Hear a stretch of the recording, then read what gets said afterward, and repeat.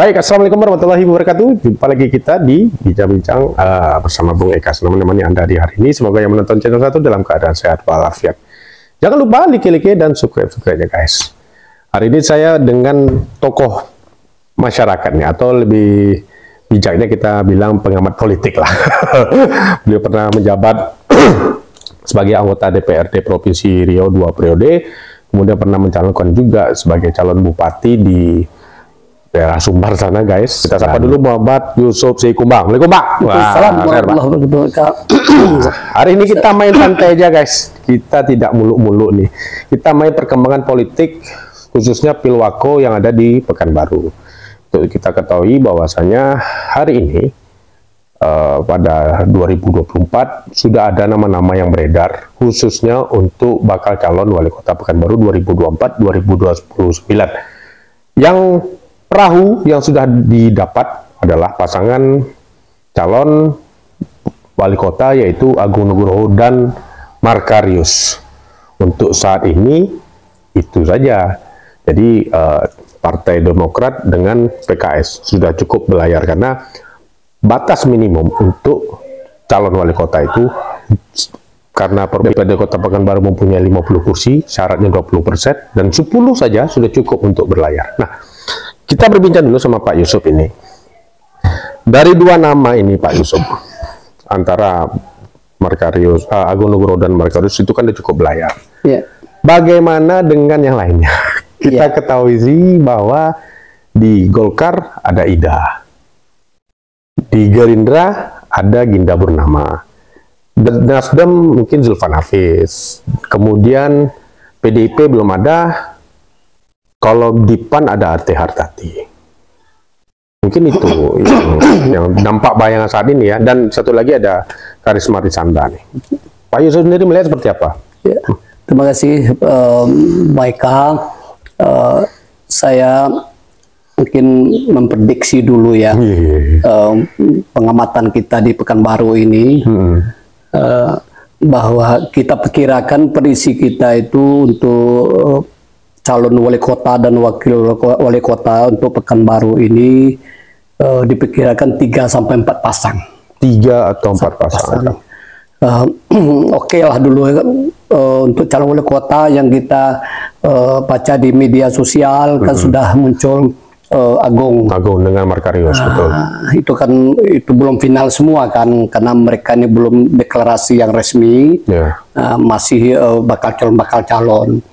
Oke, Agung ada, kita juga prediksi akan muncul seperti calon wali kota BM, yang istilahnya BM ini Bang Man, seorang dokter yang salah satu tokoh muda di Pekanbaru, aktivis juga, mungkin dari Golkar.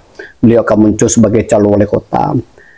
Yang ketiga juga kita prediksi Mufliun ini kan alis Uun, yang beliau sudah berkiprah 2 tahun sebagai PJ wali kota Pekanbaru, dan juga sekarang beliau sebagai sekretaris DPRD Provinsi Riau dan matang segala ilmu pengalamannya di birokrasi. Nah, ini sebagai kita prediksi beliau akan calon juga sebagai wali kota Pekanbaru. Itu sudah baru 3 ya. Nah, yang keempat mungkin yang lain tadi mungkin ada Ida dari Golkar juga, ada Parisman dari Golkar juga, ada tokoh-tokoh muda yang muncul sekarang.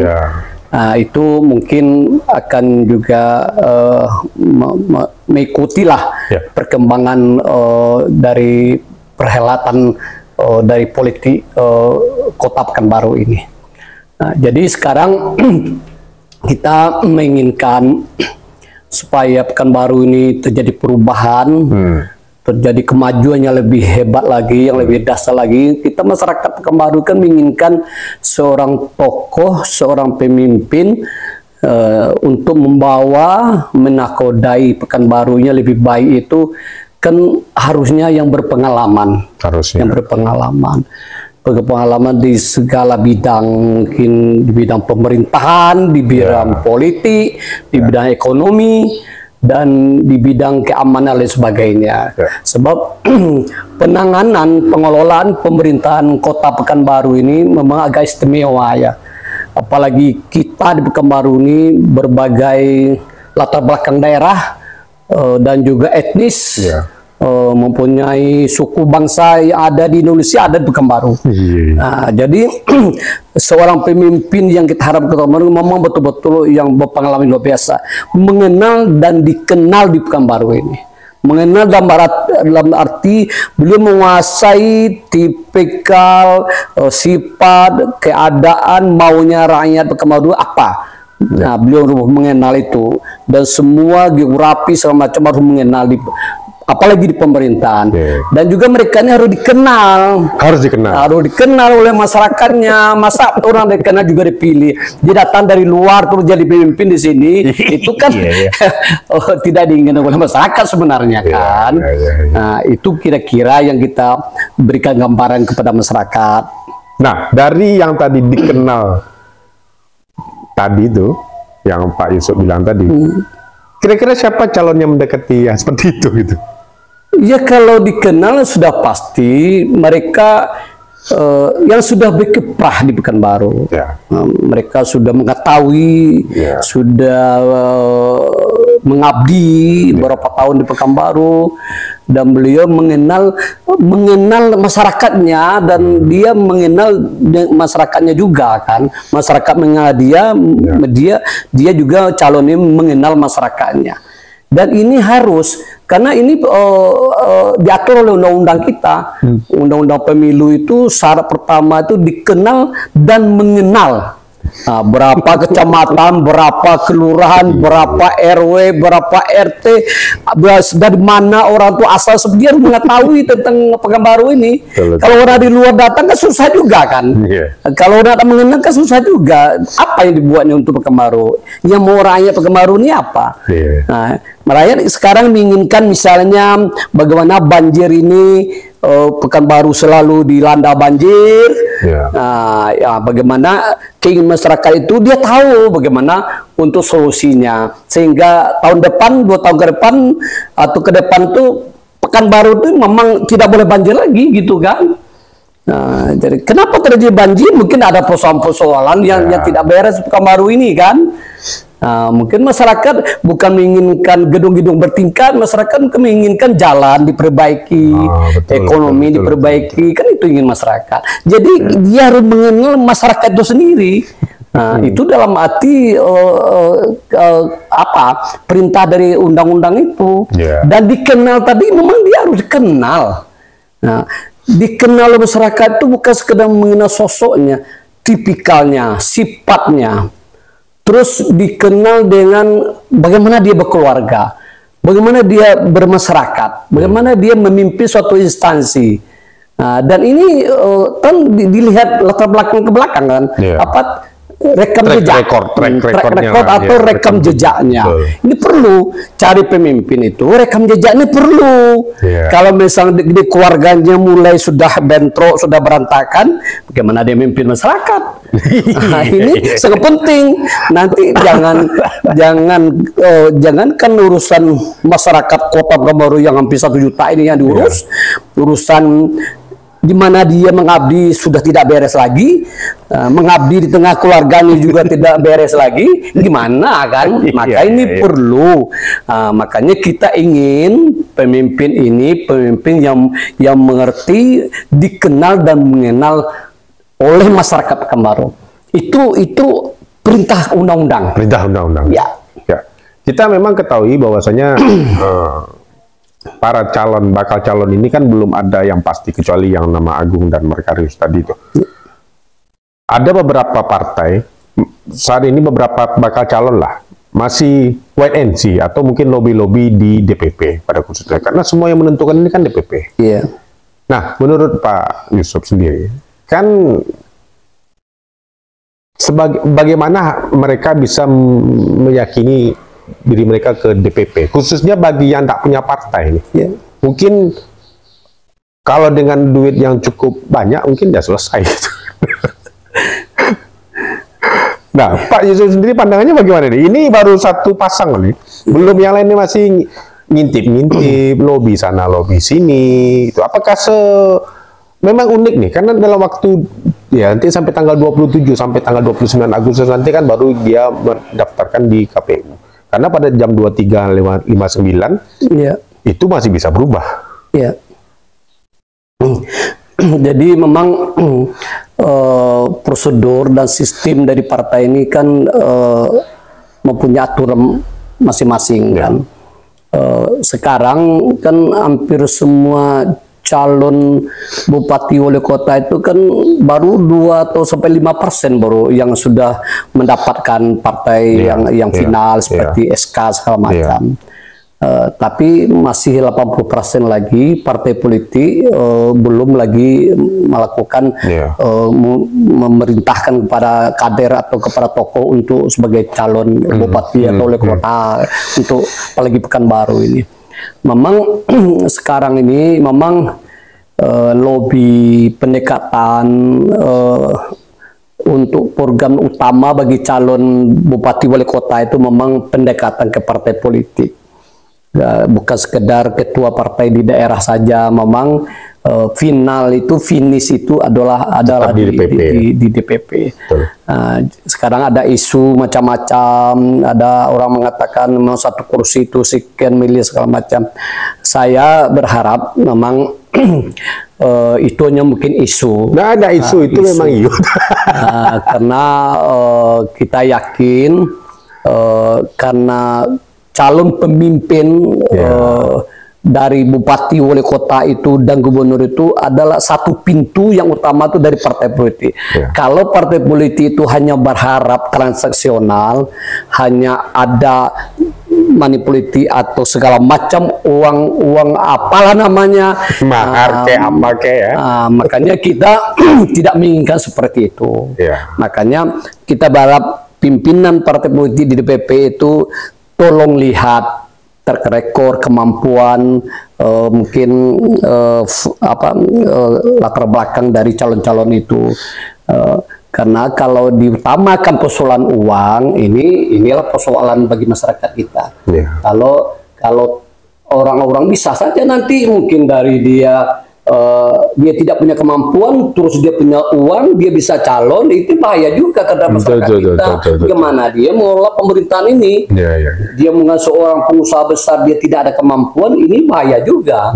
Makanya mungkin uang iya mungkin biaya partai itu iya, biaya kampanye itu iya, mungkin sedikit sumbang ke partai mungkin oke lah, tetapi jangan berlebihan. Karena kita berharap kalau ingin kemajuan, perubahan untuk lebih baik bagi masyarakat di Kota Pekanbaru, tentu kita tidak menginginkan persoalan transaksional, persoalan harus bayar sekian.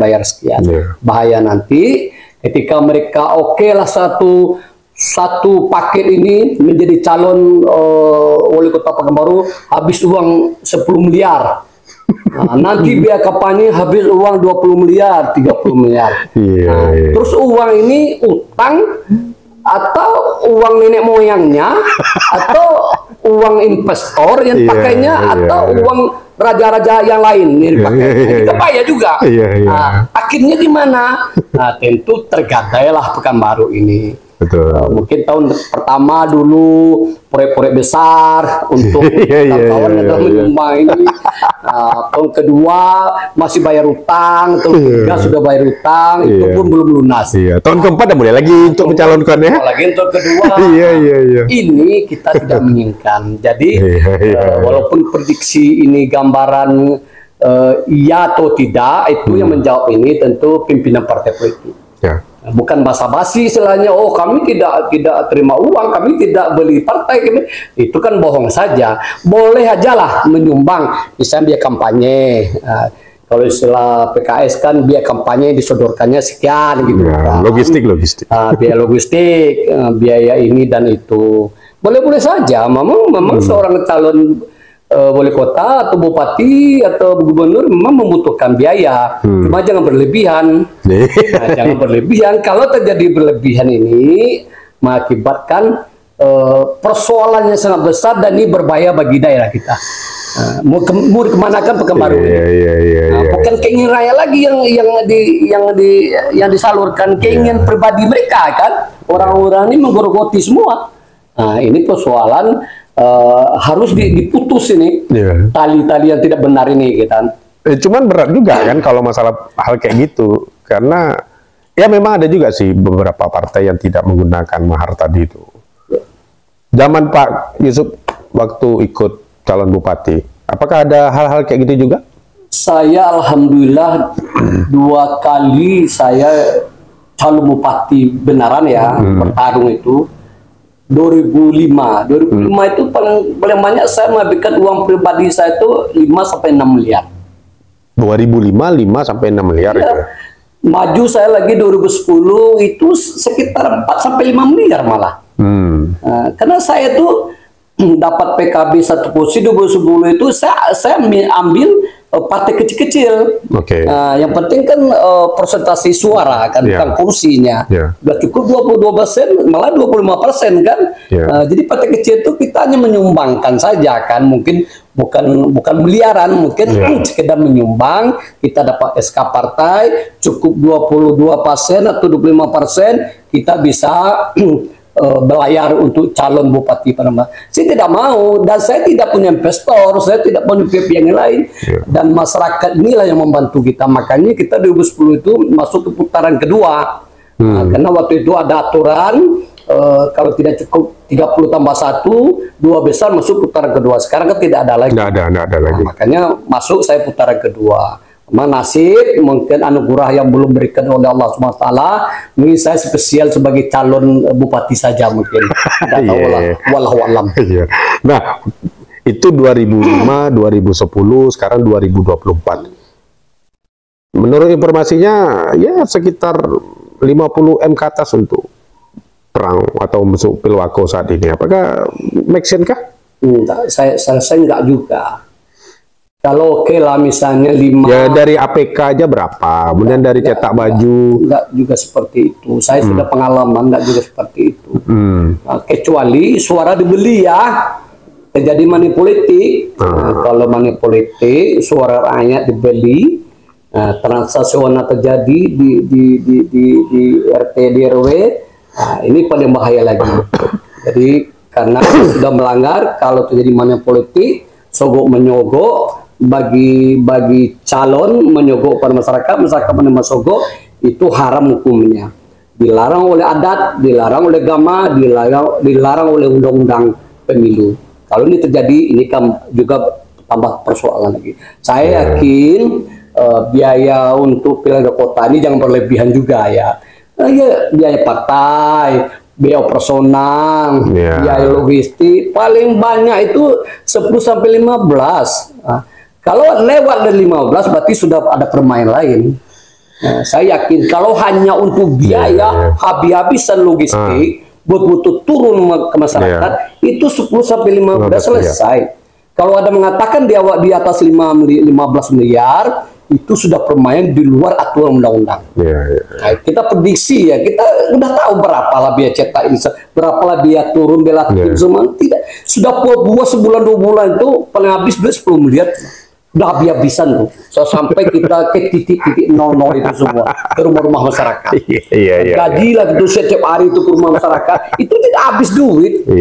Mungkin tambah biaya saksi. Kalau berapa TPS kita, itu mungkin ada biaya honor saksi. Nah, itu mungkin menambah sedikit 1,5 sampai 2 miliar lah tambahannya. Tapi saya yakin tidak terlalu berlebihan juga ya. Saya memprediksi 15 itu paling banyak untuk.